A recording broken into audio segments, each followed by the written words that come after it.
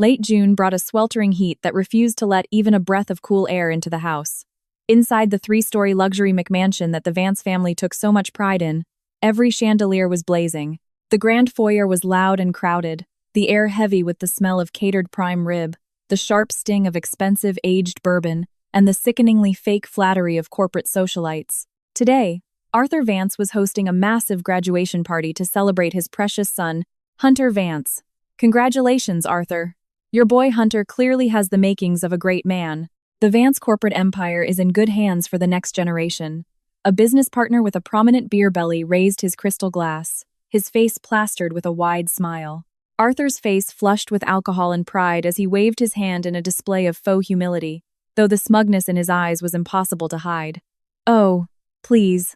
The boy just likes to have fun. He barely scraped an 800 on his SATs this time around, but it does not matter. I already pulled some strings and made a hefty donation to get him into Southern Regional Business College. He will go there to network and experience life. And when he graduates, he will come straight back to be the vice president of my company. Brenda Vance, wearing a custom designer silk wrap dress and a diamond solitaire ring the size of a pigeon egg, smiled so widely her gums showed. Exactly. He is a boy, so it does not matter how much he studies. What matters is that he is street smart. Come on, everyone. Eat up and enjoy the drinks. I stood in the dim shadows of the hallway leading to the kitchen, quietly watching this absurd scene. My phone screen was illuminated, displaying the State Board of Education's exam portal. Reading and writing 790, math 800, a perfect score on all 5 advanced placement exams, National Merit Scholar, and the highest GPA in the state.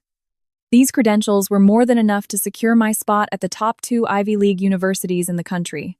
Enough to change the destiny of any ordinary family. But in this house, it was like a piece of trash. In fact, it was worse than trash. Sloan Vance, are you going to stand there like a dead piece of wood? Can you not see the lobster shells piled up like a mountain on the front tables? Get over here and clean it up. Brenda's shrill voice pierced through the noisy hall, stabbing directly into my eardrums. She stomped over in her high heels, aggressively grabbed a filthy, grease-stained apron, and smashed it hard into my face. The grease smeared across my cheek, carrying the foul stench of old seafood. I did not dodge. I simply and numbly pulled the apron down and lowered my eyes. Brenda shot me a look of pure disgust, her peripheral vision catching the glowing screen of my phone. She did not even bother to look closely at the numbers. She simply snatched the phone from my hand and slammed it face down onto the kitchen island. What are you looking at? What is the use of getting good grades? A girl who reads that much is just going to get married off eventually anyway. It is a pure waste of my husband's money. Brenda let out a cold sneer, her harsh features looking especially vicious under the sterile light of the kitchen pendants. Let me tell you right now, you are done with school tomorrow. I already talked to your uncle. He is heading back to the auto parts manufacturing plant next week. You are going to go with him and work on the assembly line. You can make $2,500 a month, which is exactly enough to cover your brother's monthly living allowance. She paused, then added with absolute entitlement. Your brother's college is down there too. It works out perfectly. On the weekends, you can go to his fraternity house, wash his laundry, and cook his meals. He has never been away from me since he was little, and he is not used to eating cafeteria food. It felt as if a massive, freezing hand had gripped my heart, squeezing so tightly that even my breath tasted like blood. The highest academic scores in the state were being traded for a job tightening screws on an assembly line, all to serve as a free, full-time maid for a brother who completely failed his exams. I looked up at the woman I had called Mom for 18 years. Her eyes held nothing but calculation and revulsion.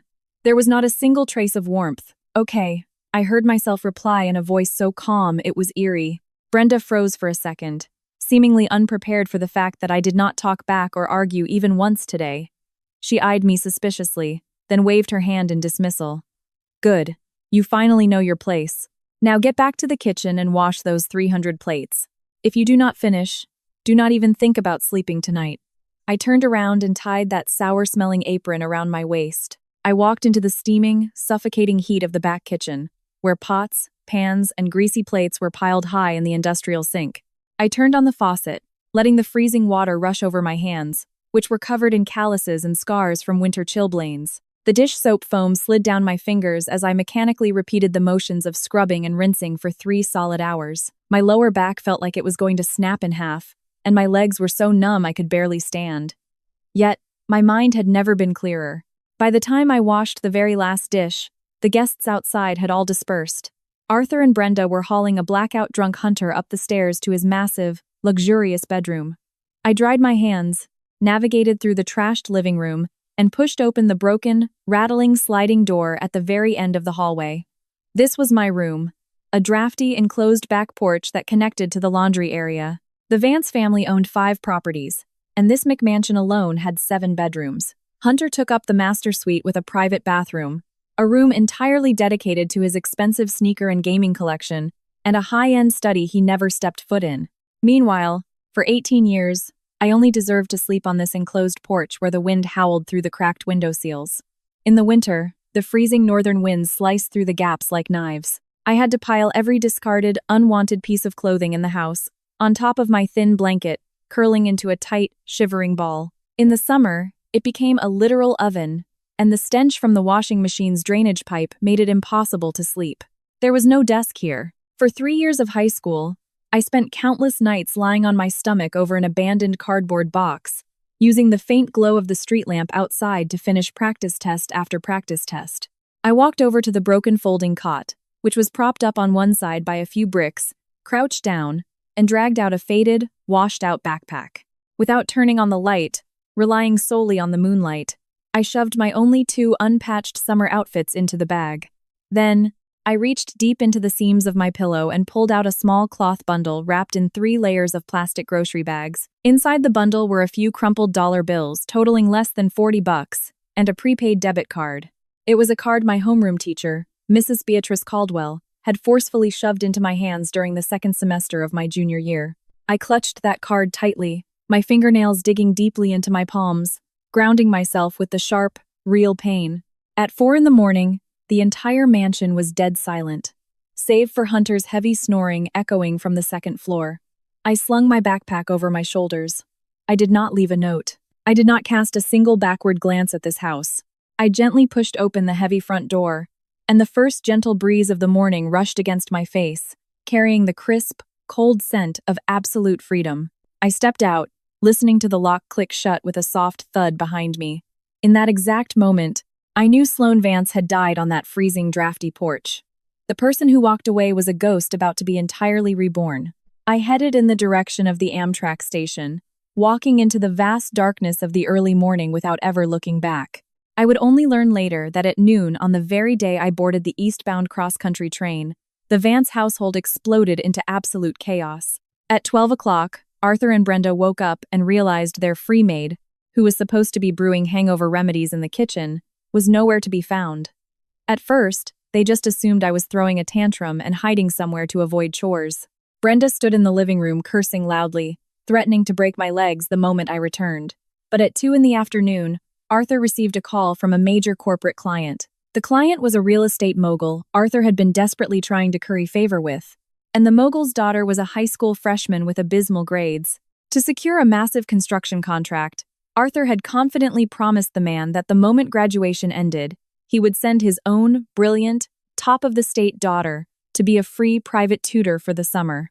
Faced with the client's urgent demands, Arthur went insane searching the mansion, but he could not find a single strand of my hair. His ego was crushed, and his multi-million-dollar project was on the verge of collapsing.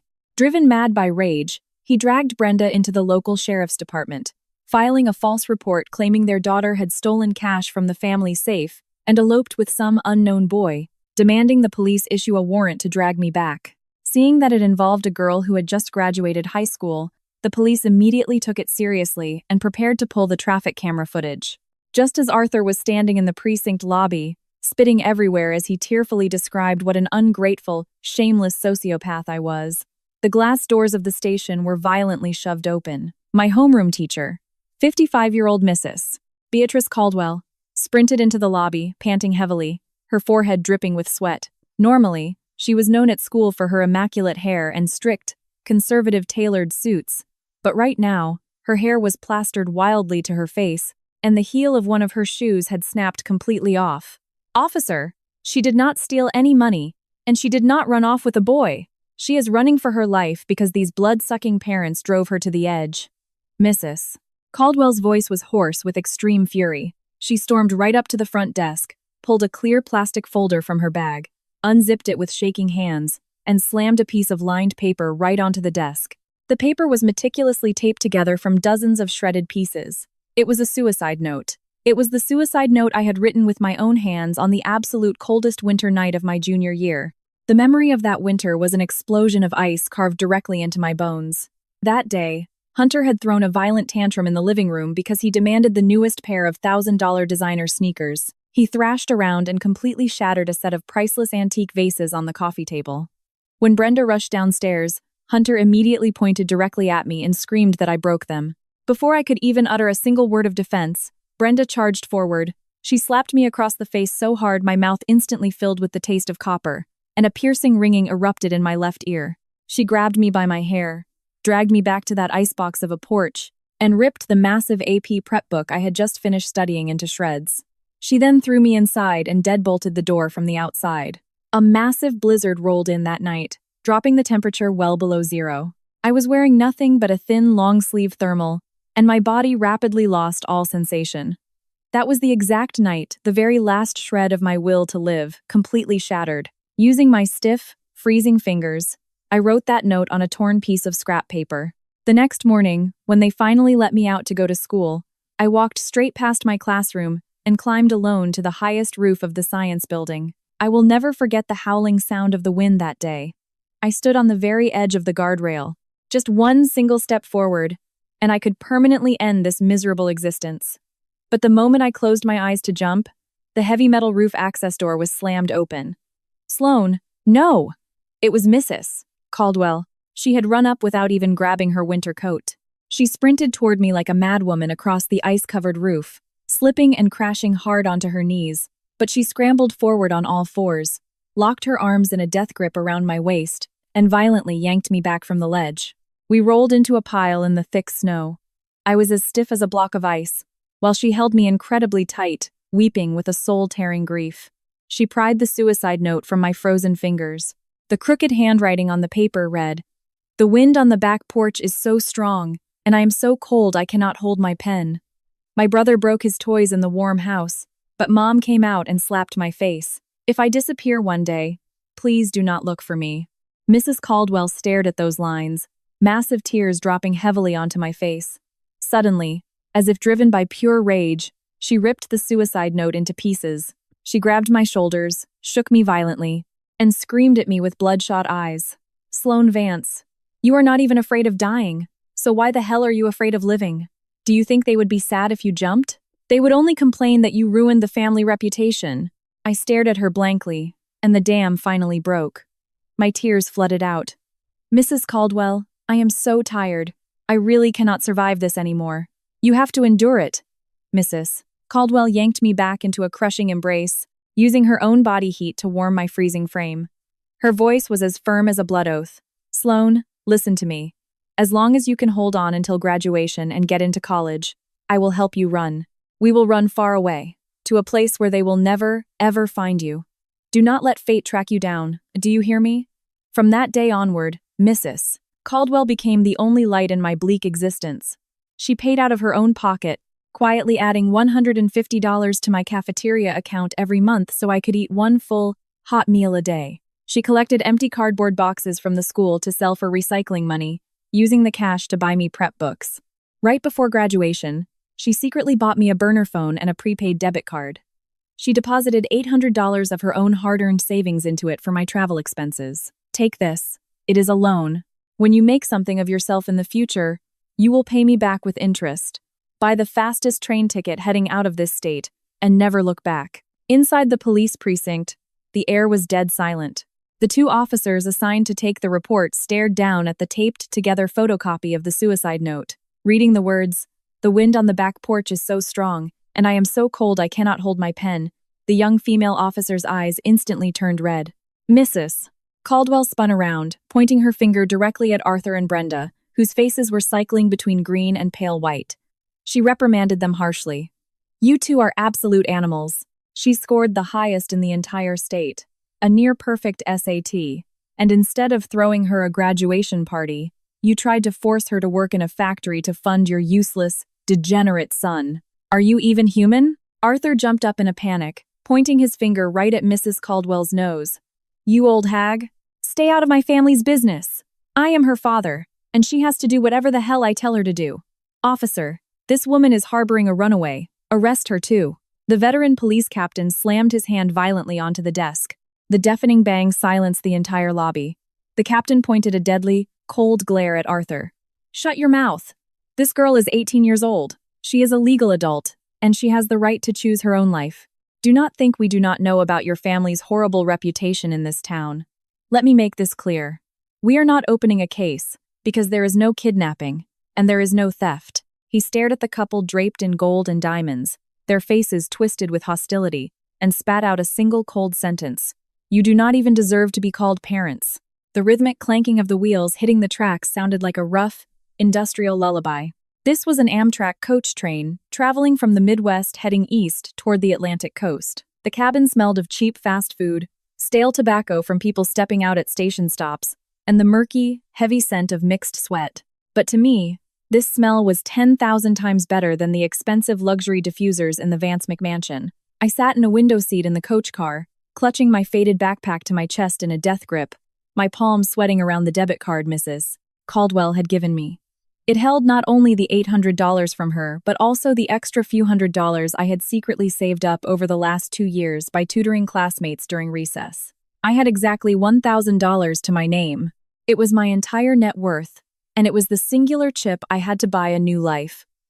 The train had been moving for a day and a night, and I had barely closed my eyes.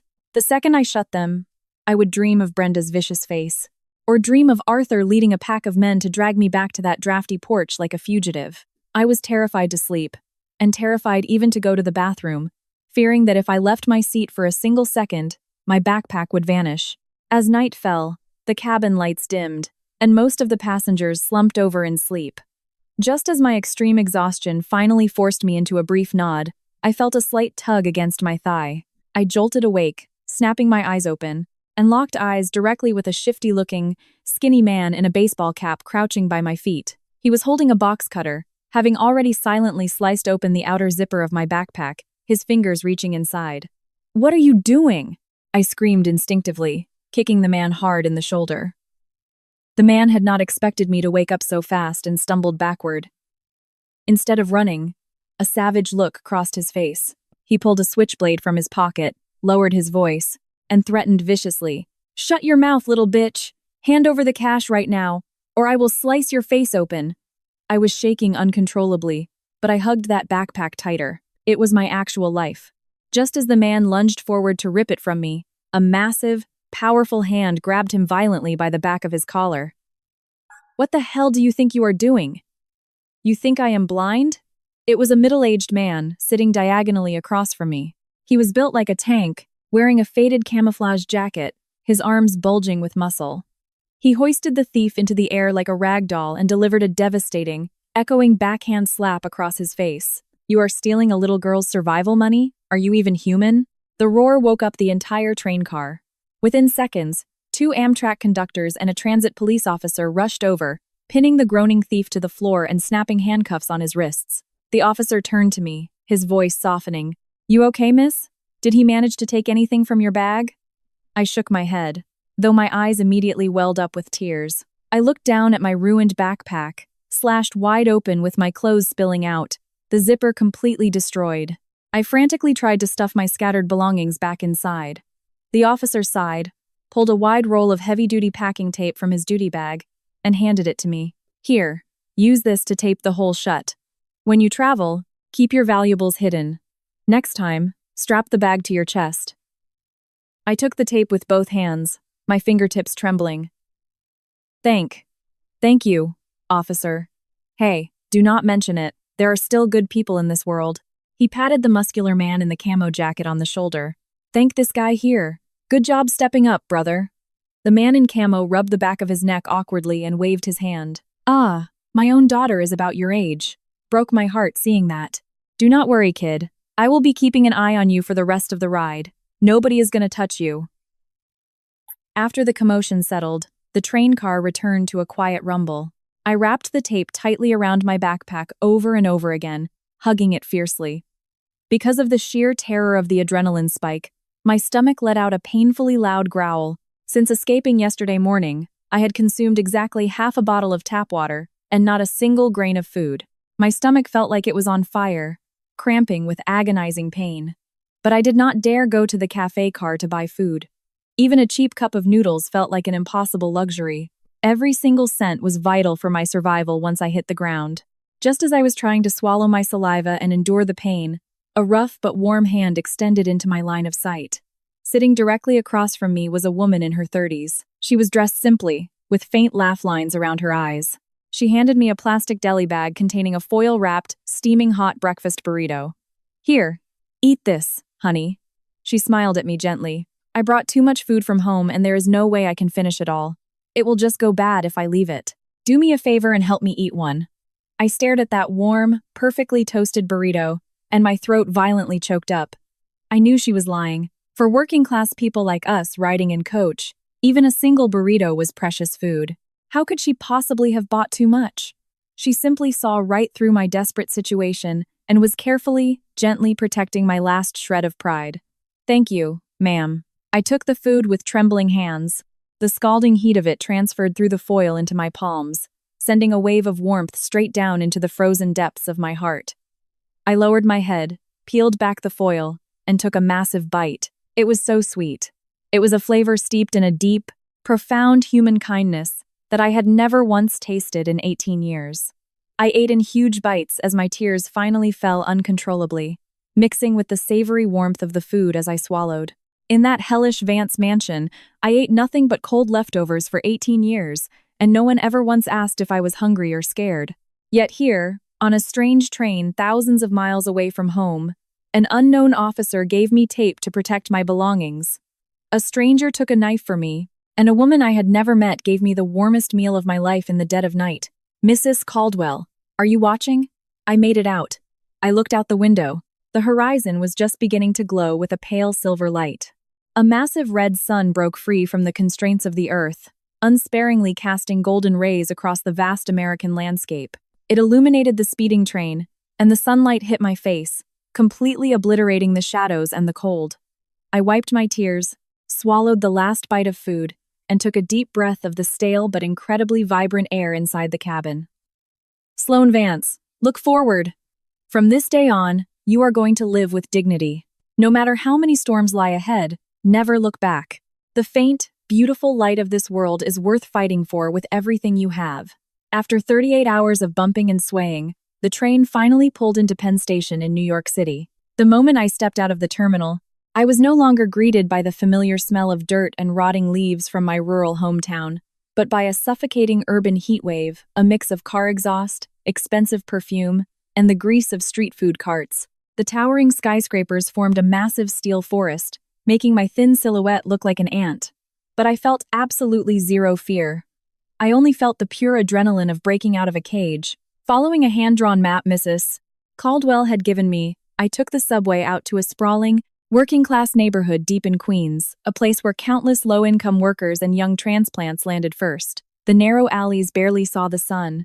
The sky was obscured by spiderwebs of power lines, and the air permanently smelled of dampness and mold. I rented a 100-square-foot basement room here without a single window. Besides a yellowing twin mattress and a broken dresser, it had nothing. But a month's rent, plus a deposit, only cost me $500, which was the absolute limit of what I could afford. After paying rent, I had less than $500 left. There were exactly 2.5 months until the university semester began. Not only did I need to survive, but I also needed to save up enough to cover the gaps in my financial aid for tuition and housing. I began looking for jobs like a maniac. I did not dare apply to corporate offices because I did not technically have my high school diploma yet, and I had zero work experience. I could only go to places that did not care about degrees and only required physical labor. Within 3 days, my schedule was packed to the absolute limit. At 5 in the morning, before the sun rose, I woke up to deliver newspapers and groceries in a nearby neighborhood for 2 hours, making $300 a month. From 9 in the morning to 6 in the evening, I hid the fact that I was fresh out of high school and used my perfect test scores to land a gig at a local strip mall tutoring center aimed at immigrant kids. The owner saw my terrifying speed at solving math problems and reluctantly agreed to pay me $25 an hour. From 8 at night until 2 in the morning, I worked as a stocker and cashier at a 4-hour bodega on the corner, making $10 an hour. These 3 jobs acted like massive water pumps, draining every single ounce of my physical energy daily. Yet I felt incredibly fulfilled. Every night when I returned to that moldy basement and collapsed onto the stiff mattress, knowing I did not have to worry about it being ripped out from under me, my mental world felt freer than ever. I no longer had to read Brenda's mood swings, no longer had to take Hunter's physical abuse. Every single penny was earned through my own sweat. It was clean, and it was mine.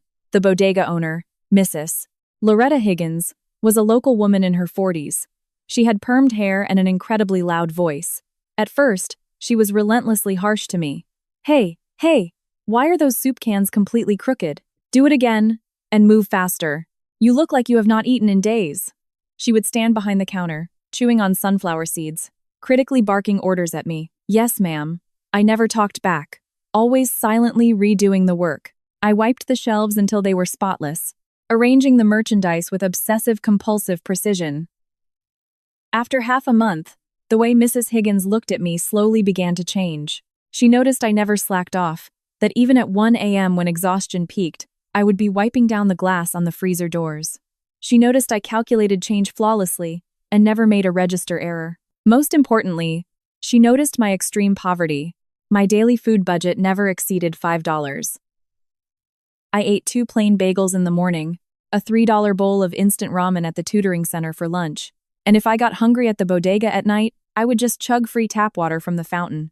My old high school clothes had been washed so many times they were practically transparent, and I was so thin it looked like a strong gust of wind would blow me away. One night at 1:30 a.m., it was almost time for the shift change. I was bent over in front of the refrigerated section, pulling out the deli food that was approaching its expiration date, and my stomach began spasming violently again. Fighting through the nausea, I pulled out a few pre-packaged turkey and cheese sandwiches that were 4 hours away from their sell-by date, preparing to log them into the system as waste. Sloan, Mrs. Higgins walked over from out of nowhere and snatched the sandwiches right out of my hands. Without even looking at me, she expertly pulled a roll of red discard stickers from under the counter and slapped them aggressively onto the plastic boxes. These are all garbage now, she announced loudly. I paused, confused, and pointed out, Ma'am, the expiration time on those isn't until 6 a.m. They aren't fully expired yet. If I say it is garbage, it is garbage. Mrs. Higgins glared at me, her voice booming. The meat is already changing color. Who is going to buy this? It is just taking up space. As she spoke, she threw the discarded sandwiches, along with a hot beef brisket sandwich she had just heated up in the microwave, into a plastic grocery bag and shoved the heavy bag directly into my chest. Take it. I stood there, completely lost. Ma'am, what? What is this? It is company policy. Expired items must be disposed of. Take this on your way home and feed it to the stray dogs in the back alley. If people see us throwing this in the dumpster, the homeless will dig it out, get food poisoning, and sue us. Mrs. Higgins turned her back to me, rearranging a shelf. Hurry up and get out of here. Stop being an eyesore. Come in early tomorrow. We have inventory to do. I stood there holding the heavy plastic bag. The heat from the microwaved brisket sandwich radiated into my palms, and my eyes began to burn. I knew she was lying. The turkey in those boxes was perfectly pink. It had not changed color at all, and stray dogs would absolutely not care if a brisket sandwich had been conveniently heated up in a microwave. She simply saw through my starvation and used this abrasive, awkward method to protect my pride while giving me a massive, luxurious dinner. Thank you, Mrs. Higgins. I bowed deeply to her back, my voice choking up. Get out of here. Stop nagging, she replied without turning around, merely waving her hand. But I saw the hand she was using to stock the shelf pause for just a second. That night, sitting on the freezing floor of my basement, I took massive bites of that hot brisket sandwich, the rich juices exploding in my mouth. I ate and cried silently. It was the best meal I had ever eaten in this massive city. In the basement room next to mine lived a girl around my age named Piper Delaney. She worked as a shampoo assistant at a local hair salon. When she first moved in, she had neon pink hair, wore incredibly short cut-off jeans, constantly chewed bubblegum, and blasted deafening EDM music from her room. Accustomed to being closed off and defensive, I kept my distance at first, merely offering a polite nod when we crossed paths in the hallway. That was until a late night, in late July, when our paths finally intersected. I was coming back from my bodega shift at 2 a.m. The hallway was dead silent. As I walked past Piper's door, I heard suppressed groaning and violent coughing from inside. I hesitated for a moment, remembering what Mrs. Caldwell had told me. Do not close yourself off. Try to feel the world. I knocked gently on the door. Piper, are you okay? The door wasn't locked. It was slightly ajar. I pushed it open and was immediately hit by a wall of suffocating feverish heat. Piper was curled up into a ball on her mattress, her face bright red, her lips cracked, her forehead burning with a terrifying fever. She was sick, and it was severe. Water. I need water, she muttered deliriously. I instantly dropped my backpack, ran to the communal bathroom down the hall to get a cup of lukewarm water, and carefully propped her up to drink it. Her body temperature was dangerously high, her breathing rapid and shallow. I touched her forehead and my heart dropped. I couldn't wait. Without a second thought, I hoisted her onto my back and ran toward the 2 4-hour urgent care clinic down the street. The roads in the neighborhood were uneven, the streetlights flickering and dim. With my malnourished frame carrying a girl half a head taller than me, every single step was agonizingly difficult. Sweat soaked right through my faded high school clothes, but I gritted my teeth and never stopped. At the clinic, the doctor gave her a fever-reducing injection and hooked her up to an IV drip. I sat by her hospital bed, using a warm, damp towel to wipe her forehead and arms over and over to bring her temperature down. The next morning, my phone rang. It was the owner of the tutoring center, telling me he had a highly lucrative one-on-one private tutoring gig and demanding I come in immediately for an interview. I looked over at Piper, who was still asleep, and refused without a second of hesitation. Sir, I am sorry. I have an emergency today and cannot make it. Hanging up the phone, I knew I had just lost a chance to make hundreds of dollars, but I did not regret it. Piper woke up around noon, seeing me dozing off in the chair next to her bed, then looking at the IV tube in her hand. Her eyes instantly turned red. Sloan, you brought me here. Her voice was completely shot. I rubbed my sleepy eyes and handed her a bowl of hot oatmeal I had just bought from the cafeteria. You are awake. Eat this to settle your stomach. The doctor said you had acute gastroenteritis with a secondary high fever. If you had come in any later, it would have been incredibly dangerous. Piper stared at the steaming bowl of oatmeal, massive tears dropping right into the bowl. She ate in huge spoonfuls, sobbing as she spoke.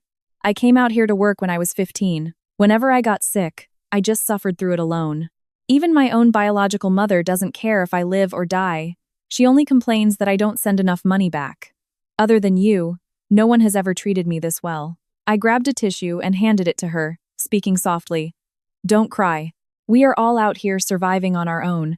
Helping each other is what we are supposed to do. After that illness, Piper and I became inseparable friends. She stopped blasting her deafening music, and I stopped locking myself in my room all day.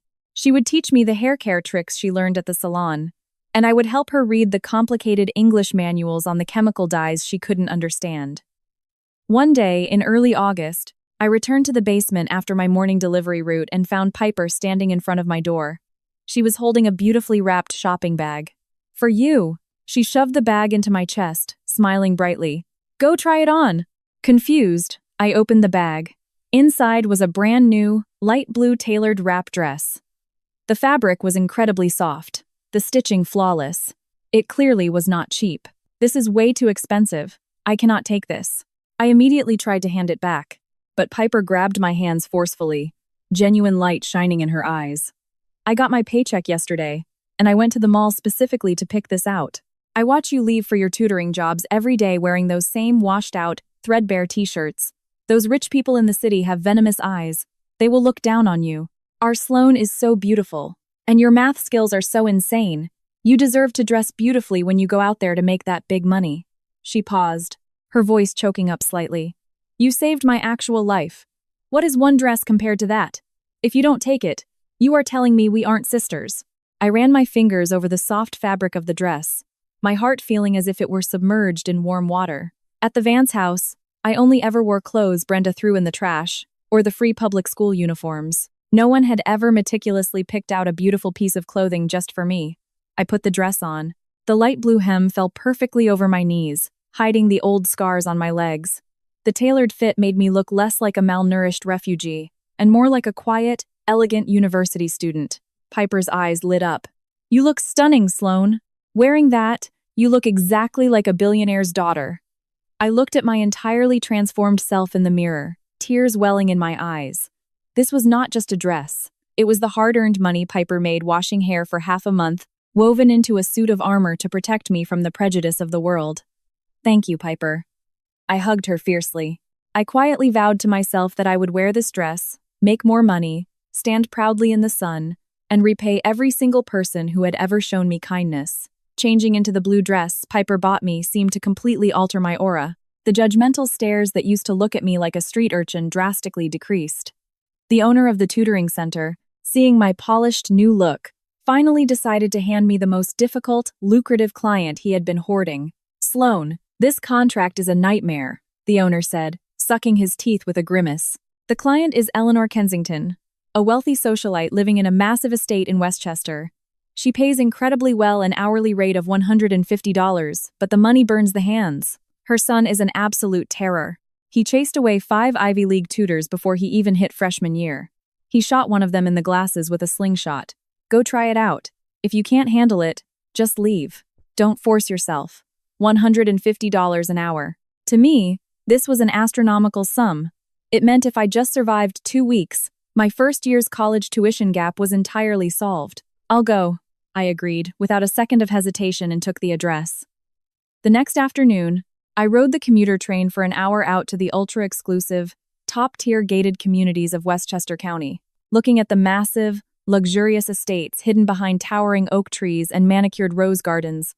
My heart uncontrollably clenched. This scenery was far too similar to the Vance McMansion that had imprisoned me for 18 years.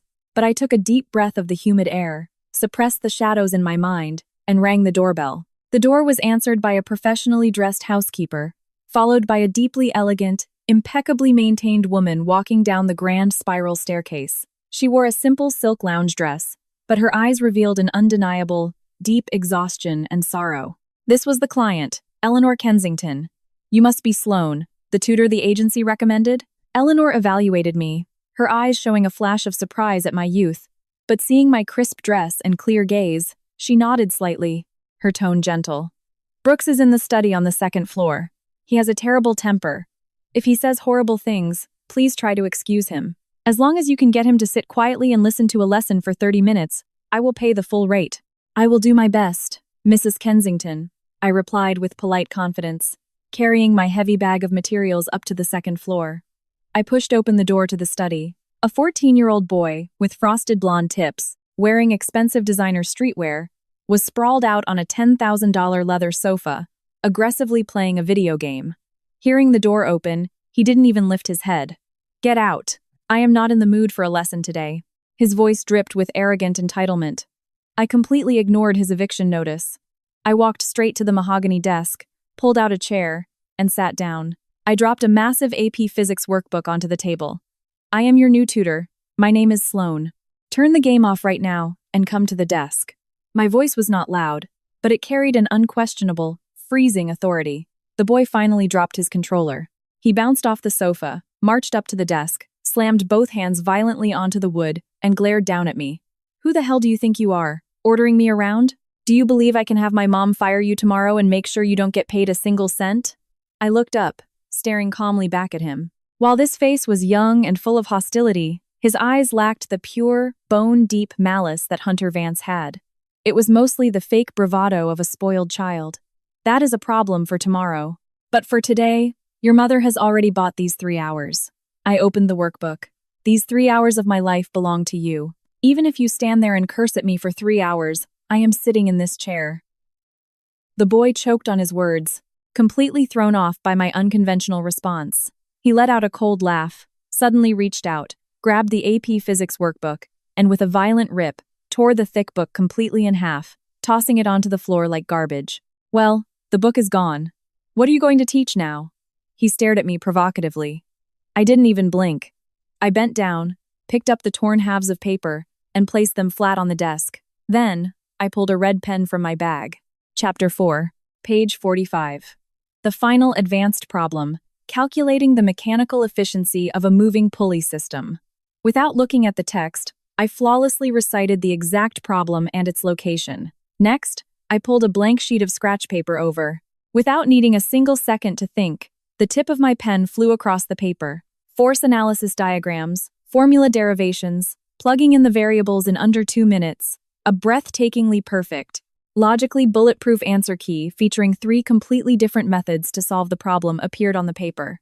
I pushed the paper across the desk toward him, my voice still as calm as still water. You can tear my book up, because your mom is rich enough to buy me a new one, but you cannot tear the knowledge out of my brain. This problem was the final question on your school's last midterm. Only 3 people in the entire school managed to solve it. Not only did you fail to solve it, but you wouldn't even know how to copy the answer if I handed it to you. The boy's face instantly dropped. He stared dead at the scratch paper, his face cycling from green to white. The tutors he hated the most were the ones who instantly tried to lecture him on morals, or the ones who burst into tears the second he yelled at them.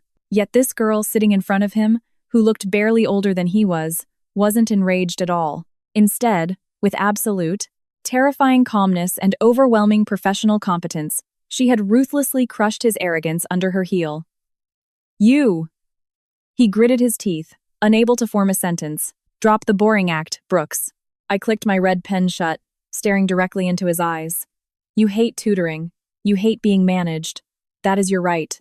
But using this method to humiliate a working-class person trying to earn a living with their own 2 hands does not prove you are cool.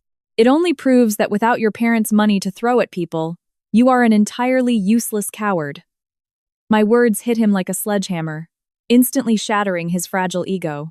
Brooks's eyes turned red. He clenched his fists, looking as though he wanted to explode, but ultimately, he bit his lip hard, violently pulled out the chair across from me, and slammed himself into it. Teach! He barked out a single word. The corner of my mouth hooked into a slight smile. I opened the torn workbook. Good. We will start from Chapter 1, Mechanics. Outside the heavy oak door of the study, Eleanor Kensington stood quietly, holding a tray of freshly cut fruit. Through the slight crack in the door, she watched as her rebellious, untamable son shockingly picked up a pen. She watched the young girl in the blue dress, sitting with a perfectly straight spine, intensely and flawlessly explaining the equations. Eleanor's eyes grew wet. She quietly stepped back down the hall with the tray, unwilling to disturb this rare, miraculous peace. I had absolutely no idea that the intersection between the people inside and outside this door was about to completely overturn the entire reality of my last 18 years. Brooks was a smart kid, but he severely lacked focus. Once I figured out his personality, I shifted my teaching strategy. Instead of forcing boring lectures down his throat, I used highly challenging competition-level physics problems to trigger his intense competitive nature. Over the next 2 weeks, his grades skyrocketed, and his attitude toward me shifted from hostility to a grudging, absolute reliance. Eleanor saw all of this, and she was overjoyed. She voluntarily raised my hourly rate from $150 to $250, and she frequently insisted I stay for dinner at the estate after our sessions. She claimed it was to show her gratitude, but really, she just wanted someone to talk to. She seemed to love talking to me. We discussed literature, music, and my plans for university. Whenever I spoke about my future, she would look at me with an expression that was both incredibly proud and overwhelmingly sorrowful. It was late August. The weather remained suffocatingly humid, and a sudden, violent thunderstorm trapped me at the estate after my lesson. The rain is coming down in sheets. Do not go back tonight, Eleanor insisted with an authority that left no room for debate, ordering the housekeeper to prepare a guest suite. That basement you live in is damp and miserable. It is going to ruin your health. I couldn't refuse, so I agreed to stay. After dinner, the rain began to slow, and Eleanor and I sat on the plush sofas in the living room, drinking hot tea. She seemed to be carrying a heavy weight on her mind, hesitating several times before finally speaking. Sloane, is your family back in your hometown? She asked softly. My heart violently clenched, and my fingers subconsciously tightened around my teacup. I didn't know how to answer this question. I offered a vague nod, lowering my head so she couldn't see the complex, dark emotions swirling in my eyes. Are they good to you? Eleanor's voice carried a slight, terrifying tremble. I went completely silent. The question felt like a dull knife, carving back open the wounds in my soul that had barely begun to scab over. My silence seemed to give Eleanor her answer. She looked at me, the pity and raw grief in her eyes practically overflowing. She let out a soft sigh, speaking as if talking to herself, but also pouring her heart out to me. I have a daughter too. If she were still here, she would be exactly your age. I looked up. Her eyes were already rimmed with red.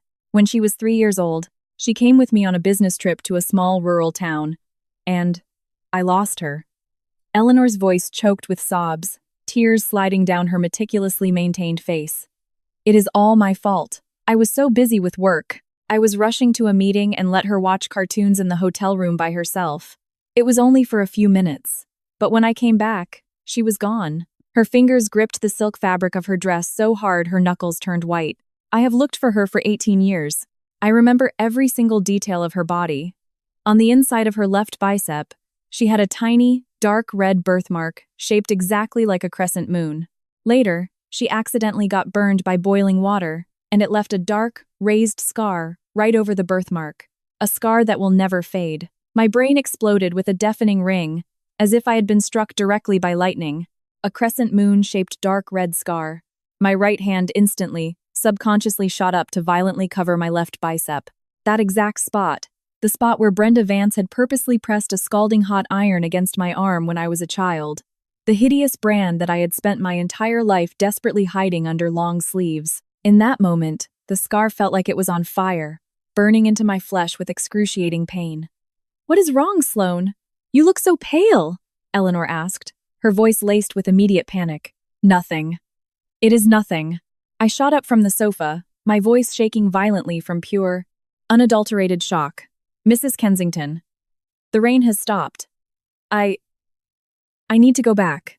I grabbed my backpack, babbling incoherently, and before she could even say goodbye, I sprinted toward the front door like a madwoman. "Sloane, it is still raining outside," Eleanor chased after me. But I couldn't hear her anymore. I yanked the heavy oak door open and plunged headfirst into the freezing, torrential rain. How is this possible? How could this possibly be true? I ran down the long driveway, screaming frantically inside my own mind. How could there be a coincidence this insane in the world? How could I possibly be that missing girl? I must be overthinking. I must be. I tried desperately to comfort myself, but my mind involuntarily brought up the memory of Arthur Vance, blackout drunk, pointing directly at my nose and screaming, "You useless piece of garbage! If I had not spent $10,000 to buy you from a trafficker, you would have starved to death in a ditch." I had always assumed that was just his drunken rambling, just another vicious lie to humiliate me. But now, these fragments were slamming together like puzzle pieces in my brain, violently constructing a suffocating, unimaginable truth. I stumbled and slipped my way back to my dark, damp basement in Queens. I deadbolted the door and collapsed onto the cold concrete floor as if my spine had been removed. Shaking uncontrollably, I shoved my wet sleeve up my left arm. Under the dim, flickering bulb, I stared dead at that crescent moon-shaped, dark red scar. It rested silently on my skin, like a curse that had remained quiet for 18 years. No, someone like me does not deserve a fate this good. Eleanor is so gentle, so educated, so elegant. Her daughter should be a princess held in the palms of her parents' hands. And me? I am a weed that crawled out of the mud. I am a tool that was beaten and cursed as I grew up. We are people from two completely different universes. This had to be a cruel, twisted joke from God, giving me a sliver of impossible hope, only to prepare a more devastating way to snuff it out later. I did not dare to think about it. I did not dare to believe it. I curled up on the freezing floor, burying my head deep into my knees. I was like a severely wounded rabbit, hiding in the darkest, most familiar hole I knew, using every ounce of my strength to resist that blinding light that threatened to burn me to ash. I collapsed from the illness. That night, after running back through the freezing rain from the Kensington estate, the 18 years of suppressed trauma, terror, and that tiny, untouchable sliver of hope hit me like 3 massive mountains, entirely crushing my fragile nervous system. I developed a severe fever. My consciousness drifted in and out of delirium. One moment I felt like I was drowning in an ice lake, and the next I felt like I was being roasted over an open fire. I lay on the stiff mattress in the basement, entirely unable to distinguish day from night, constantly murmuring the word mom through my cracked lips. It was Piper who saved me. She noticed I hadn't left my room in 2 days and didn't answer when she knocked.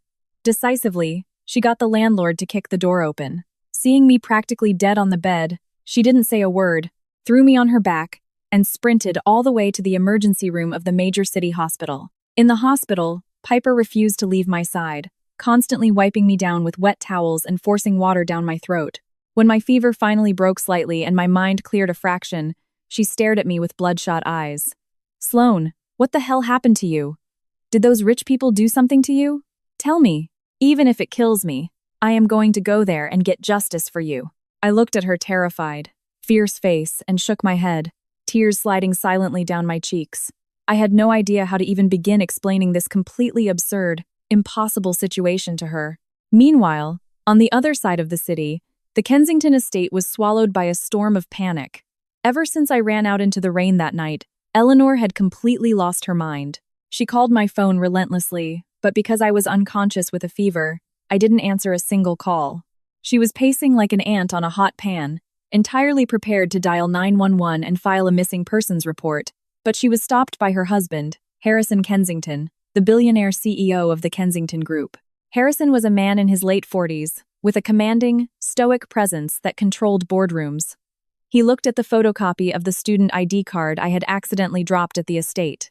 He read the name Sloan Vance and the name of the familiar rural county printed on it. His eyes instantly turned into razor-sharp blades. "Eleanor, don't panic," he said, pulling his nearly collapsing wife into a firm embrace, his voice low and immensely powerful. "This child is clearly terrified. If we rush over there right now, we will only scare her further away. She is afraid to acknowledge it because she doesn't believe it. She thinks she isn't worthy. What do we do? What about our baby?" Eleanor sobbed into his chest. A flash of absolute ruthlessness crossed Harrison's eyes. "We will not force her. I am going to investigate. I am going to use everything we have to dig up every single second of her life over the past 18 years. If she truly is our daughter, then I swear to God, I will send every single person who ever harmed her straight to hell. I am going to gather undeniable, ironclad proof, and I am going to bring my daughter home in the broad daylight." The power and reach of the Kensington family was terrifying. In less than 24 hours, an investigation report so detailed it was sickening was placed directly on Harrison's mahogany desk. The report contained the Vance family's horrific reputation in their small town, sworn testimonies from neighbors detailing Brenda's daily physical abuse of me, the completely fabricated financial books of Arthur Vance's construction company, and worst of all, a surveillance photo from 18 years ago showing Arthur Vance standing at a bank counter with a notorious, convicted child trafficker. Every single piece of evidence pointed to one singular, undeniable conclusion. Sloan Vance was the daughter they lost 18 years ago. Her real name was Sloan Kensington, and the Vance family were not adoptive parents. They were the monsters who bought her. Finishing the report, Harrison Kensington, a titan of industry who could watch markets crash without blinking, was shaking with pure, unadulterated rage. He slammed his fist down onto the desk so hard the heavy glass paperweights jumped into the air. Animals. Absolute animals. His eyes were violently bloodshot. He could not even begin to fathom that the precious baby girl he had treated like fragile glass had spent the last 18 years growing up in a literal hell, suffering unimaginable torture. He immediately issued 3 absolute commands. First, send his most elite fixers and lawyers directly to that small town, using the most covert methods possible to extract DNA samples from Arthur and Brenda Vance to prove they were not biologically related. Second, hire the best private investigators in New York City to immediately locate Sloan's exact location and put a silent security detail around her to ensure no one disturbed her. Third, mobilize every single legal and financial resource the Kensington Group possessed to secretly compile an airtight chain of evidence proving Arthur Vance's tax evasion and construction fraud. He was weaving an inescapable, lethal net. The exact second the DNA results came back, that net would violently snap shut, completely crushing the Vance family into dust. An hour later, the private investigator relayed my status. "Mr. Kensington, Miss Sloan is currently in the ER at City General. She has acute pneumonia and a high fever. She only has a girl named Piper Delaney looking after her, and it appears they are struggling to pay the medical bills." Hearing this, Harrison grabbed his coat and sprinted out the door. When he arrived at the hospital, I was hooked up to IV bags. leaning weakly against the hospital bed, while Piper was anxiously pacing the hallway, on the phone begging her salon manager for an advance on her paycheck. Harrison did not approach. He simply stood at the end of the hallway, quietly staring at the pale, emaciated girl who looked like she would shatter if touched. That was his daughter, his own flesh and blood. 18 years of suffocating grief and guilt crashed down on him like a tidal wave in that single moment. He turned away and whispered a command to his executive assistant. Go arrange the absolute best VIP suite this hospital has for her immediately. Then, find that girl named Piper, and use the most discreet method possible to pay off the entire medical bill. Tell her it is a charity grant from the hospital. Remember, under no circumstances can she know our identity right now. She needs peace and rest, not another shock. The assistant nodded and vanished. Harrison stood at the end of the hall, staring greedily through the glass window at the sleeping silhouette in the room, his eyes turning entirely red. My sweet girl, do not be afraid. Dad is here. From this day forward, no one in this world will ever be allowed to hurt you again. I stayed in the hospital for 3 days, and my fever finally broke. During those 3 days, a lot of very strange things happened. I was suddenly moved from a cramped, noisy 6-bed ward into a dead-silent, luxurious private VIP suite that looked like a 5-star hotel room. The nurses claimed it was because I was a top-tier valedictorian, and the hospital had a special policy for elite students. When Piper went to the billing department to figure out how to pay the thousands of dollars we owed, she found out the entire balance had been cleared by an anonymous charitable foundation. I knew the world did not have this many coincidences. Deep down, a suspicion began to form, but it was a suspicion so incredibly beautiful I didn't dare attempt to verify it. On the day I was discharged, Piper supported my wait, insisting we first go to the bodega to officially explain my absence to Mrs. Higgins. I walked into the familiar store, and Mrs. Higgins was behind the counter running the register.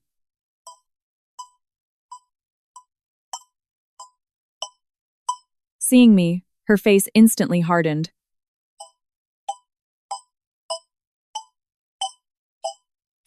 Oh, you finally decided to show up.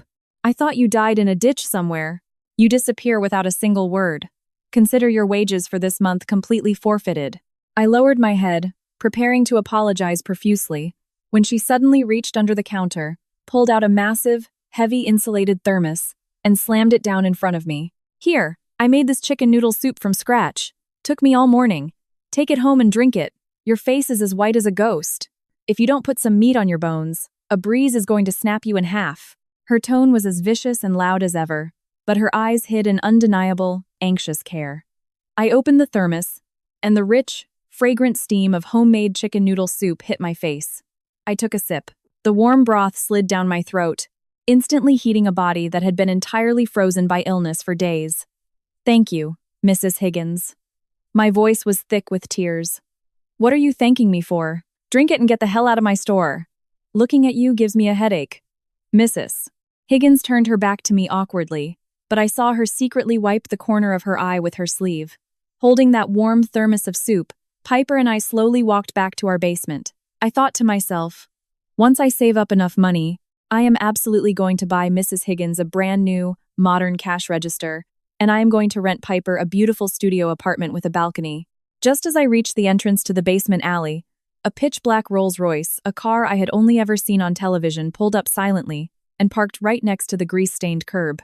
The car door opened, and Eleanor stepped out. She was no longer wearing her luxurious silk dresses. Instead, she wore a completely ordinary white cotton button-down and a pair of jeans. She wore zero makeup. Her face looked incredibly haggard, yet she carried an aura of desperate, absolute determination. Her hands gripped a manila folder in a death grip as she walked toward me, step by step. My heart instantly skipped a beat. Piper defensively stepped in front of me, glaring at the wealthy woman who had appeared out of nowhere. What do you want? Are you here to bully Sloane again? Eleanor entirely ignored Piper. Her eyes were locked solely on me. She walked right up to me, her beautiful eyes immediately brimming with tears. Her voice trembled so violently she could barely form the words. Sloane, my baby. With shaking hands, she opened the folder and held a single piece of paper right in front of my face. It was a DNA paternity test report. At the very bottom, in thick, bold black letters, the conclusion read, the probability of paternity, maternity indicating Harrison Kensington and Eleanor Kensington as the biological parents of Sloane Vance, is 99.99999%. That single line of text acted like a lightning strike, instantly shattering every single wall and disguise I had built. I stared at the paper. The heavy thermos slipped from my hands, crashing onto the concrete with a loud clang, the scalding chicken soup spilling everywhere. This was not a dream. This was not a sick joke. It was real. Eleanor could no longer hold back her emotions, looking at the shock, confusion, and agony warring on my face, and seeing the threadbare, washed-out clothes hanging off my emaciated frame. Her heart tore apart in agonizing pain. Suddenly, her legs gave out, and she slumped against the side of the luxury car, covering her face as she sobbed in front of me. "My baby, I am so sorry. I am so sorry." She tilted her head up, tears streaming down her face, looking at me with the most heartbreaking, desperate plea. "It is all Mom's fault. I lost you. I made you suffer so much for so many years. Mom is too late. Please, come home with Mom. Please?" A billionaire socialite, a woman worth hundreds of millions of dollars, was breaking down in a slum alleyway, crying like a child who had made a terrible mistake, begging her daughter for forgiveness. My defensive lines completely utterly collapsed in that exact second. 18 years. Brenda's vicious beatings, Arthur's freezing indifference, Hunter's relentless bullying, the countless freezing nights trapped on a drafty porch shaking violently, the countless days of having my food stolen, my stomach screaming in pain. Every single ounce of injustice and despair I had forcefully buried deep inside my soul erupted in that moment like a catastrophic flood, swallowing me whole. "Mom!" I finally screamed, bursting into uncontrollable wails. That single word, suppressed for 18 agonizing years, tore out of my throat, hoarse and shattered. I dropped my backpack, threw myself forward, and collapsed into her warm, beautifully scented embrace, crying with a desperation that shook my entire body. In those tears was the childhood that was stolen from me, my shattered, broken past, and the massive, overwhelming joy of a total rebirth. I was not a piece of trash weed that nobody wanted. I was a treasure, meant to be held in the palms of my parents' hands. I was allowed to be loved. I was brought back to the Kensington estate. That unimaginable mansion I thought I could never belong in became my actual home. Eleanor, my real mother, held my hand tightly, giving me a tour of my new rooms one by one. There was a massive master suite decorated like a royal palace, featuring a velvet king-sized bed and bookshelves packed entirely with the books I loved.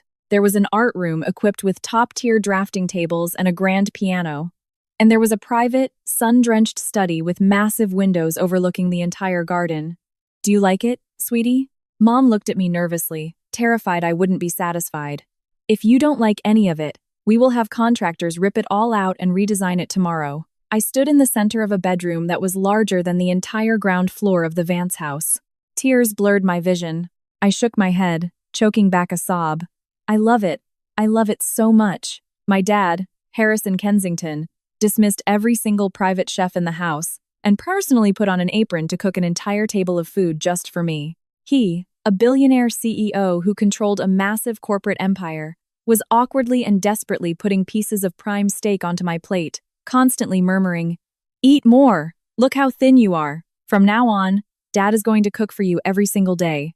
Even the rebellious, arrogant teenager Brooks, who had previously treated me with such disdain, awkwardly shuffled into the room, placed a glass of warm milk next to my hand, his face turning bright red, and mumbled, "Welcome home, sis."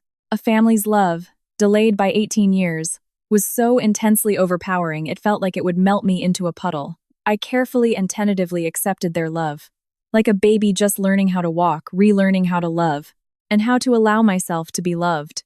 However, this absolute peace only lasted for less than a week. Back in my hometown, the Vance family, those vicious dogs, finally caught the scent of blood in the water. After my disappearance, they were humiliated by the police, gossiped about by all the neighbors, and entirely lost face. But they didn't feel a single ounce of remorse. Instead, their hatred for me boiled over. Arthur Vance used every connection he had, even bribing a girl from my high school, and finally discovered I was accepted into an Ivy League university in the Northeast. He originally planned to wait until campus opened, show up with a gang of thugs, cause a massive scene, and drag me back to continue being their slave. But right at that moment, the elite legal team the Kensington family sent to investigate accidentally let a sliver of a rumor slip. Arthur heard a whisper from a distant relative that shocked him and sent him into a manic frenzy of joy. Sloane Vance was actually the long-lost billionaire heiress of the Kensington Group. To Arthur Vance, this news was like a massive mountain of solid gold dropping straight out of the sky. He instantly realized that Sloane, the useless garbage, had transformed into an unlimited ATM. Pure, unadulterated greed completely devoured whatever tiny shred of humanity they had left. That morning, I was in the greenhouse with Mom, pruning the rose bushes, when the estate manager sprinted in, looking panicked. "Mr. Kensington, ma'am, this is bad.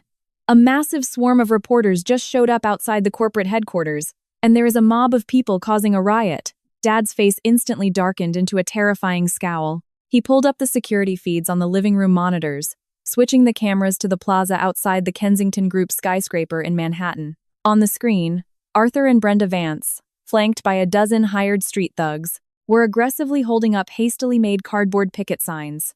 They were screaming into megaphones and throwing a tantrum in the middle of the plaza. Written in thick black marker on the signs was, "Heartless billionaires stole our daughter." Brenda sat directly on the concrete, slapping her thighs, wailing at the top of her lungs. "There is no justice. We spent 18 years working our fingers to the bone raising our daughter. She finally gets into a good college. And these rich billionaires just steal her away. They won't even leave us a scrap of food to eat. They are trying to kill us."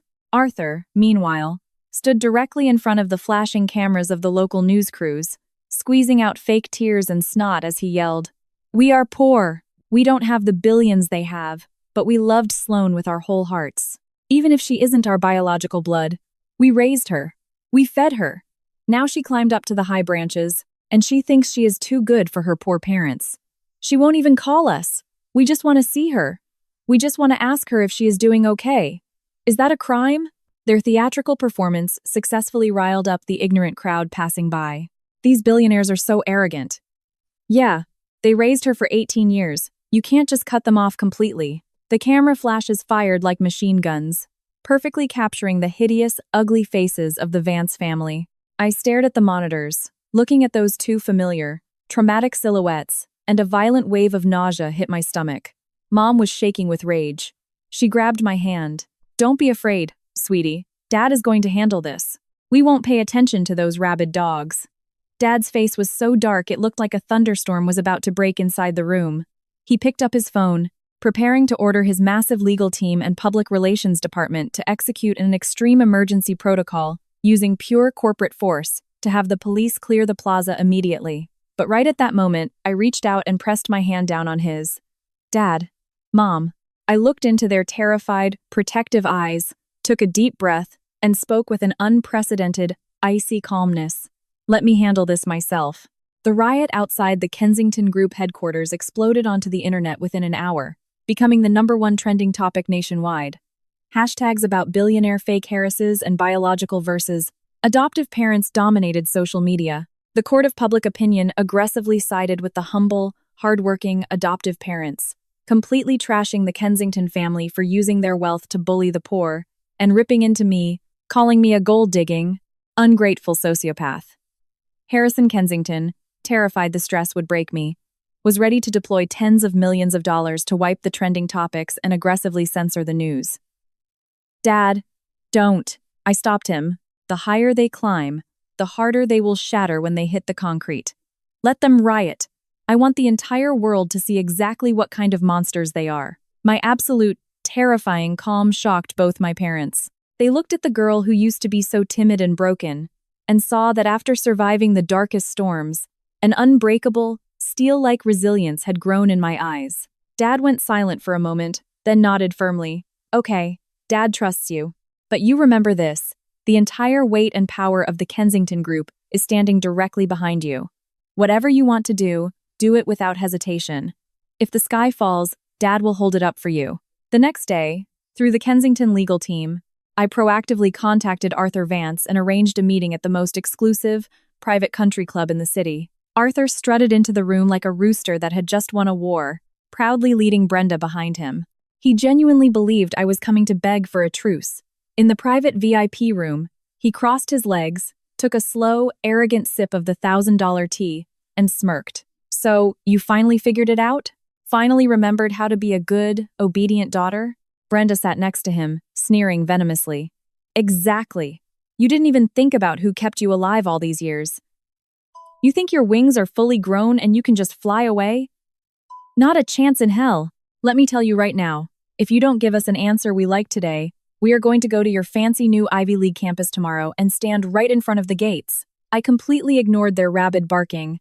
I calmly reached into my bag, pulled out a high-end digital voice recorder, placed it on the table, and hit record. Then I looked up, staring directly into Arthur's cloudy, intensely greedy eyes, and asked clearly, "What exactly is the answer you want?" Seeing me seemingly submit, Arthur grew even more arrogant. He raised a single finger and shook it in my face. $5 million, he demanded, opening his mouth like a lion. Give me $5 million in hush money. We will call it a settlement for the 18 years we spent keeping you alive. You give us the cash, and we will shut up and go our separate ways. Otherwise, I will make sure you and the Kensington family are dragged through the mud forever, labeled as heartless, ungrateful bastards for the rest of your lives. 5 million. I let out a light, mocking laugh. What are you laughing at? Brenda shrieked. Is 5 million a lot of money to you now? To the Kensington family, that is pocket change. We fed you. We housed you. We paid for your school. Do you know how much blood and sweat that cost us? Asking for 5 million is giving you a discount. Okay. I dropped the smile and nodded sharply. 5 million. I can give it to you. Arthur and Brenda's eyes practically exploded with light, their breathing turning heavy and frantic with greed. But I smoothly shifted my tone, staring at them with eyes as cold as dead ice. But before I do, we need to settle our accounts first. I pulled a massive, thick stack of printed documents from my bag and slammed it onto the mahogany table. This is the itemized bill for my 18 years of life in your house. Starting from age 5, I was forced to wake up before dawn every single day to cook breakfast for the entire family. Rain or shine. 13 years. That is over 14,000 hours of labor as a live-in chef. Calculated at a minimum wage of $15 an hour, that is $210,000. Starting from age 7, I was forced to handle every single household chore, laundry, mopping, deep cleaning. 11 years. The labor cost is $150,000. Starting from age 12, I was forced to do every single one of Hunter's homework assignments and act as his full-time tutor. Calculated at the cheapest local tutoring rate, 6 years of that is worth at least $200,000. And then there is you, Brenda Vance. Every single time you slapped my face, every time you kicked me to the ground. The winter you locked me on the freezing porch and gave me pneumonia. The summer I collapsed from heat stroke in the kitchen and you refused to take me to the hospital. We are going to calculate the civil damages for severe emotional distress, child abuse, and personal injury compensation, line by line. With every single item I listed, Arthur and Brenda's faces grew uglier and paler. When I finally finished, I picked up the digital recorder and waved it in front of them. Oh, right, and the most important part, Arthur Vance, you personally admitted to my face that you paid a trafficker $10,000 to buy me. According to federal law, purchasing a kidnapped child across state lines and human trafficking carries a federal prison sentence of up to 20 years. My voice was not loud, but every single word was a sledgehammer smashing directly into their skulls. So let us do the math. Are you going to pay me the millions in back wages and civil damages you owe me?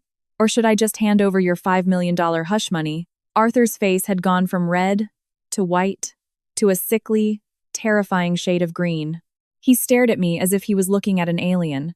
He never in his wildest nightmares imagined that the pathetic little girl he used to beat and curse, at the girl who never even dared to lift her head, had become this eloquent, terrifying monster.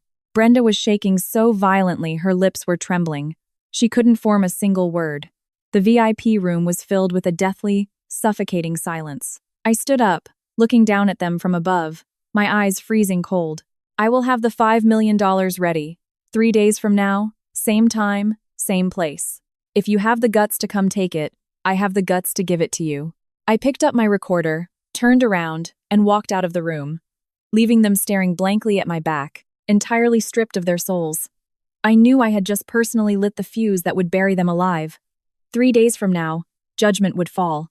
I returned to the Kensington estate and handed the audio recording from the country club directly to my dad. Hearing Arthur's arrogant, recorded voice bragging about buying me from a trafficker for $10,000, Harrison Kensington, the titan of Wall Street, was so enraged he literally crushed the expensive porcelain teacup in his hand. Scalding tea splashed over his knuckles, but he didn't even flinch.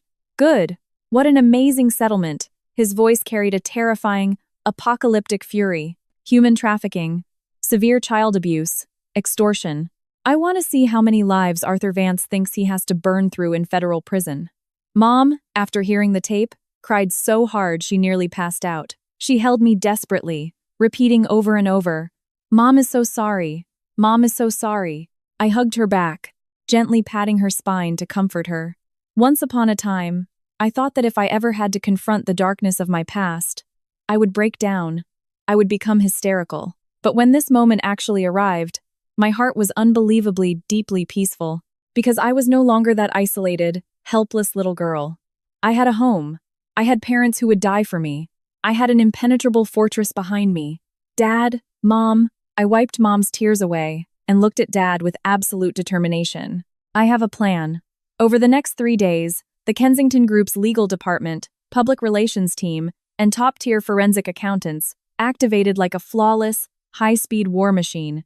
Dad utilized his deepest, most powerful political connections in Washington. The recording containing the confession to human trafficking and extortion, along with all the explosive evidence gathered from their hometown, was handed directly to the highest levels of the FBI.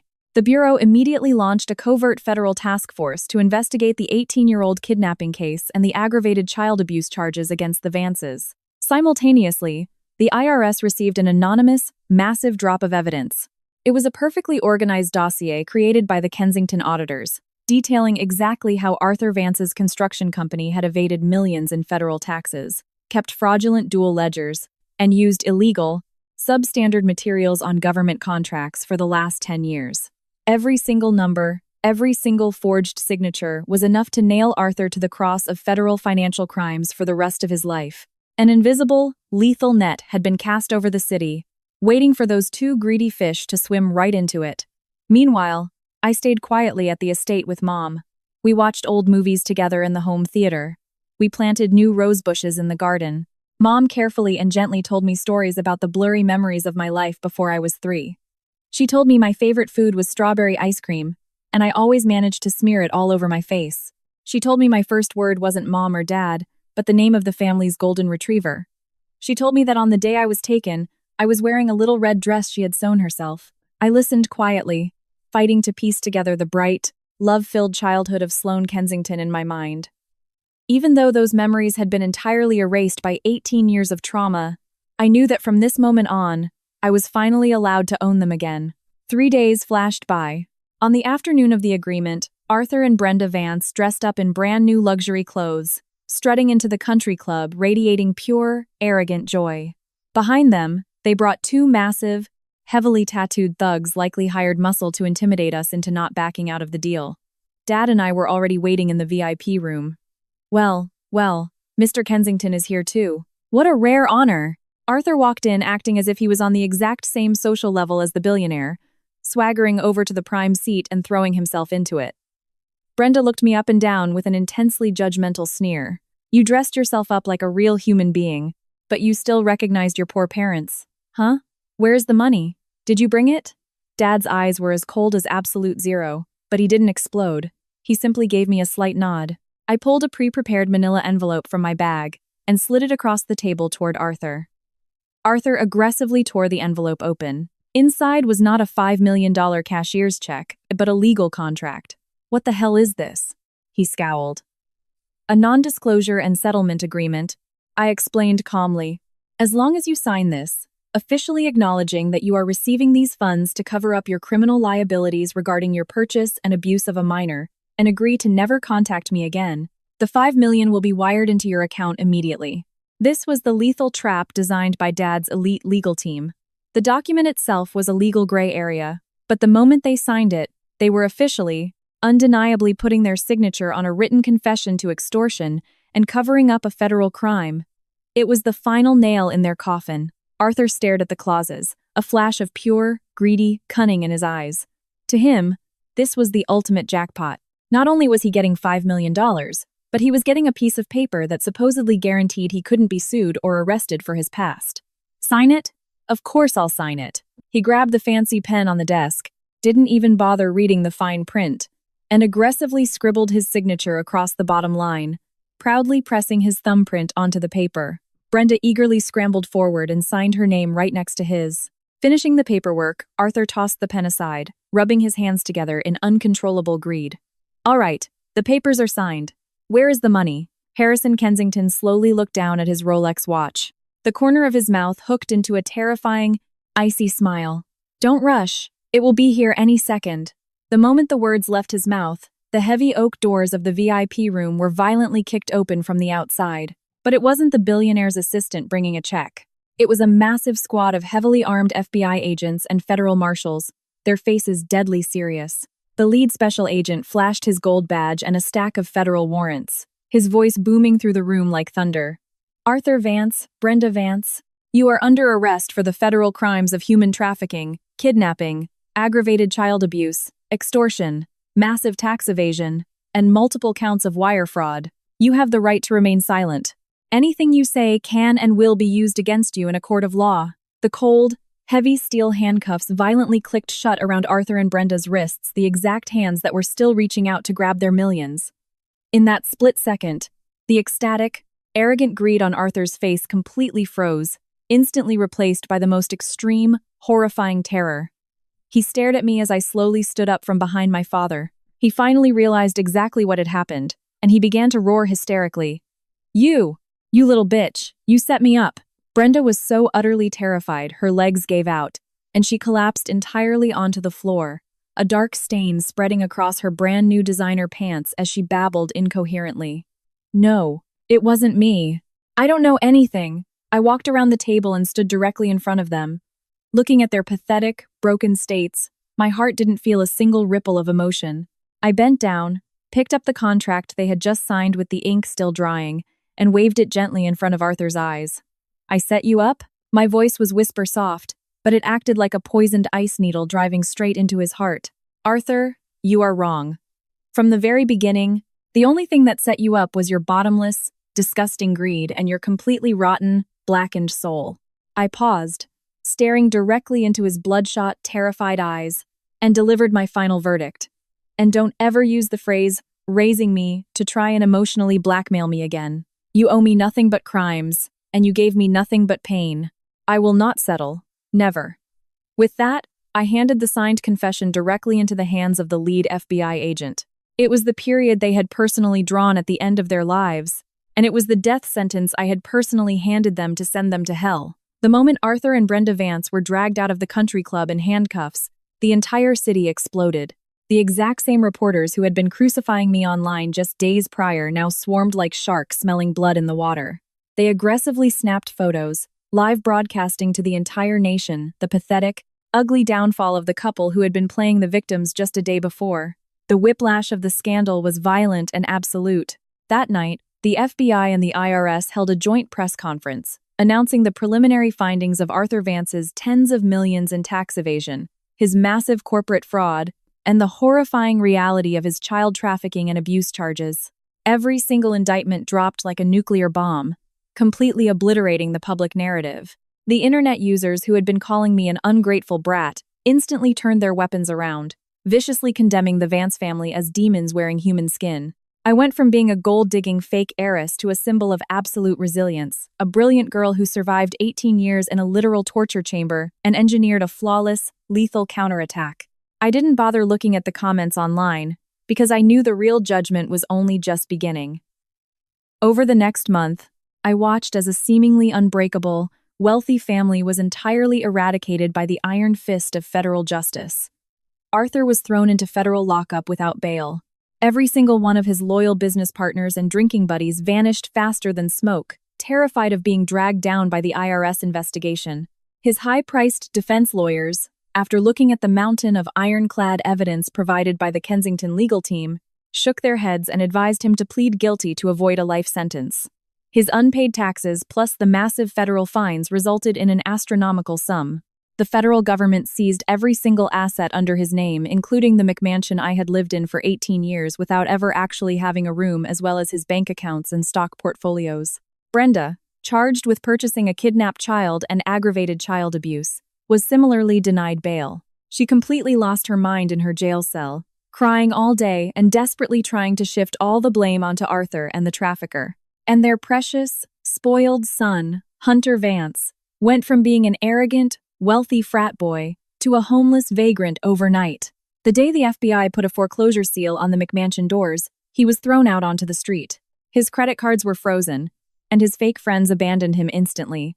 The low-tier private college, realizing his parents were now high-profile federal criminals and his tuition checks were bouncing, immediately expelled him. From the security footage my dad's team provided me, I saw Hunter, dressed head to toe in designer streetwear, sitting on the curb outside the foreclosed gates of the mansion, wailing like a dying dog. He cried for his mom and dad. He cried for his limited edition sneakers and his gaming consoles, but no one would ever answer him again. He used to rely entirely on his parents' protection to physically and mentally abuse me. Now that the two mountains protecting him had collapsed, he finally realized he was nothing but an utterly useless waste of space. Looking at the pathetic, miserable figure on the screen, I didn't feel a rush of vengeful pleasure. I only felt a vast, empty peace. Karma always comes. It was just a matter of time. The relatives of the Vance family, who used to mock and belittle me to curry favor with Arthur's wealth, immediately cut all ties with them. They even went to the local news to aggressively denounce the Vances' crimes, desperately trying to prove they had nothing to do with it, terrified of being contaminated by the fallout. When the tree falls, the monkeys scatter. That is human nature. And I, amidst this massive storm, finally began my true life. Mom and Dad took me to the federal courthouse to officially change my legal name and social security records. When I looked at my new birth certificate and saw the name Sloan Kensington, my tears fell uncontrollably once again. The name Sloan Vance, along with all the agony, trauma, and darkness it carried, was permanently erased into the past.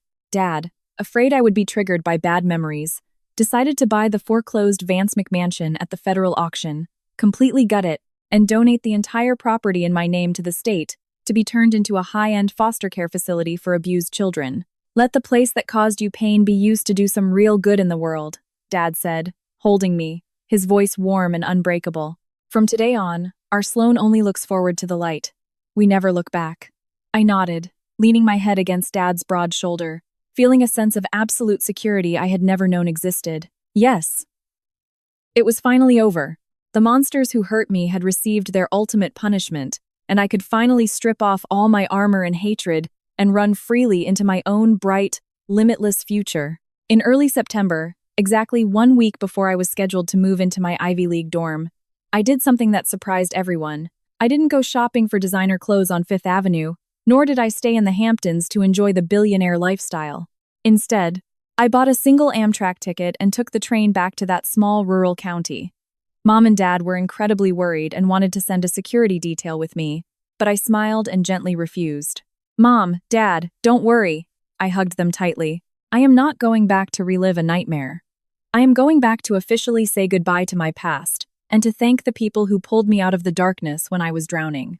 They understood, and with red eyes, hugged me and put me on the train. 2 months had passed.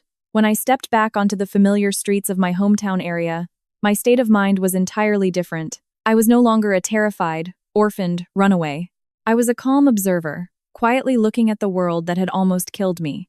First, I went to the local bank and withdrew $20,000 in cash, the exact amount of money I had saved from my own jobs, plus a small advance on my tutoring money, and stuffed it into a thick envelope. I took a cab to the rundown urban neighborhood in Queens and walked into the familiar 2-4-hour bodega. Mrs. Higgins was still there, her permed hair exactly the same, sitting behind the register chewing on sunflower seeds. Seeing me push the door open, she froze for a second, then instantly hardened her face. You deadbeat kid.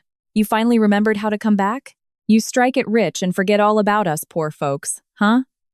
Her tone was as explosive as ever, but I saw the completely undisguised, overwhelming emotion in her red eyes. I walked right up to her and placed the massive, thick envelope on the counter. Mrs. Higgins, I am here to pay you back. I smiled. Mrs. Higgins glanced at the thickness of the envelope and instantly jumped up like a cat whose tail had been stepped on. What the hell are you doing? When did I ever lend you money? Those sandwiches were expired and going in the trash. Are you bringing this here to insult me? I knew her temper perfectly. I didn't argue. I simply pushed the envelope closer to her, my voice incredibly sincere. Ma'am, this isn't a repayment. It is an investment. Didn't you always say you wanted to buy the empty storefront next door and expand the bodega into a real grocery store? Consider this my equity investment. When you start making the big bucks, just cut me a dividend check. Mrs. Higgins froze. She stared at me, her lips trembling as she tried to yell again, but her tears fell first.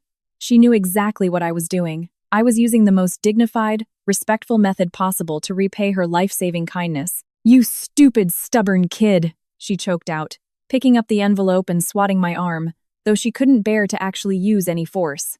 After saying goodbye to Mrs. Higgins, I went to that dark, cramped basement. Piper had already moved out. Using the allowance Dad had given me, I had secretly prepaid a year's rent on a beautiful, sunlit studio apartment in Manhattan for her. Dad had also used his connections to get her an official apprenticeship at one of the most elite, high-end hair salons on Fifth Avenue. Her future was brilliant. I stood in that empty, 100-square-foot room. I could almost still smell the damp mold in the air, but it was right here that I used my own 2 hands to earn the first bucket of gold for my new life. It was here I found my first genuine, unshakable friendship. This room was the witness to my absolute lowest point and the starting line of my independence. Finally, I went to my old high school.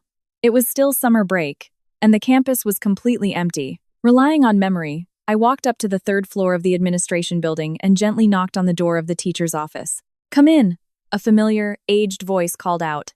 I pushed the door open. Sitting there was the woman who had single-handedly changed the entire trajectory of my life, my homeroom teacher, Mrs. Beatrice Caldwell. She was wearing her reading glasses, sitting at her desk, preparing lesson plans. After just 2 months, her hair seemed whiter, her posture more hunched. Seeing me, she froze for half a second, then shot up so fast she nearly knocked over her coffee mug. Sloan. Sloan. Sloan. Her voice was trembling with unbelievable, overwhelming shock and joy. Mrs. Caldwell. I came back.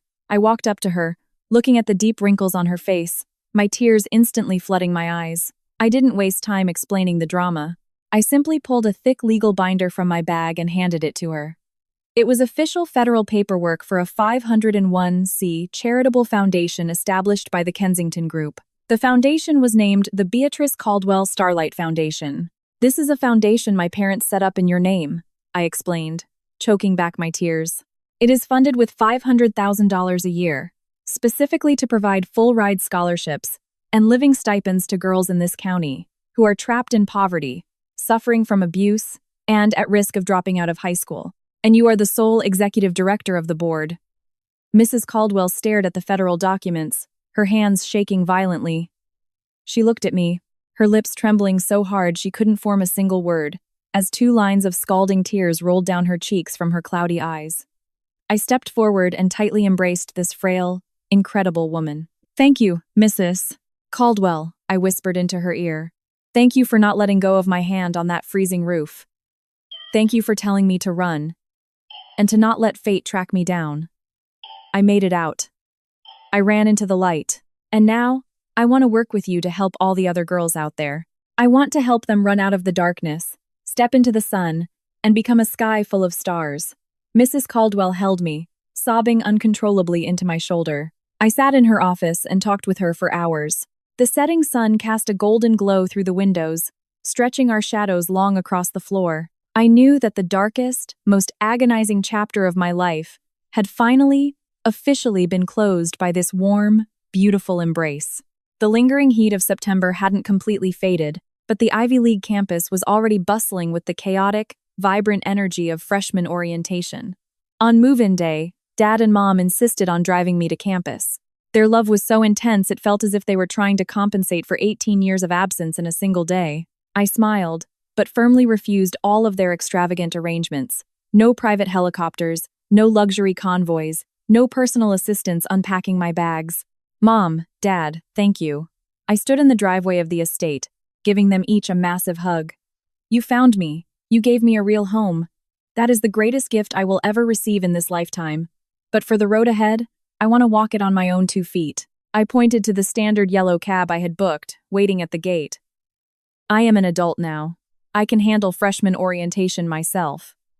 I pulled out my own debit card and waved it at them. I want to use the money I earned working those 3 jobs to pay for my books and food first. If I run out, I promise I will call you for help, okay? Dad and Mom looked at me. In their eyes, there was reluctance and worry, but overwhelming it all was a profound, unstoppable surge of pride. They knew their daughter hadn't been crushed by trauma, nor had she been blinded by sudden billions. She had grown into a fiercely independent, unbreakable tree. Okay, Dad's eyes were red, but he nodded heavily. Go. But remember, this house is your fortress. Whenever you are tired of flying, you come right back home. I slung my new backpack over my shoulder, grabbed my simple suitcase, and got into the cab. Through the rearview mirror, I watched my parents waving at the gate, their figures shrinking until they were just 2 blurry dots. I didn't cry. My heart was overflowing with absolute power and infinite hope for the future. I navigated the massive campus alone, handled the complex registration paperwork, picked up my dorm keys, and met my new roommates from all across the country. When I unrolled my brand new, sun-scented comforter onto my dorm bed, my eyes finally grew a little wet. From that freezing, drafty porch, to a moldy, windowless basement, to this bright, beautiful university dorm room, it took me 18 agonizing years to walk this path. It was long, and it was brutal, but I finally made it. During my first weekend at college, while the other freshmen were out partying and exploring the city, I walked straight to the university's financial aid office and applied for a work-study job as a librarian. I also used my free time to continue tutoring high school students online. I was no longer working myself to the bone, just to survive. I was doing it because I loved the feeling of creating my own value with my own 2 hands. Mom and Dad visited me constantly. Every time, they tried to slip me black credit cards and cash.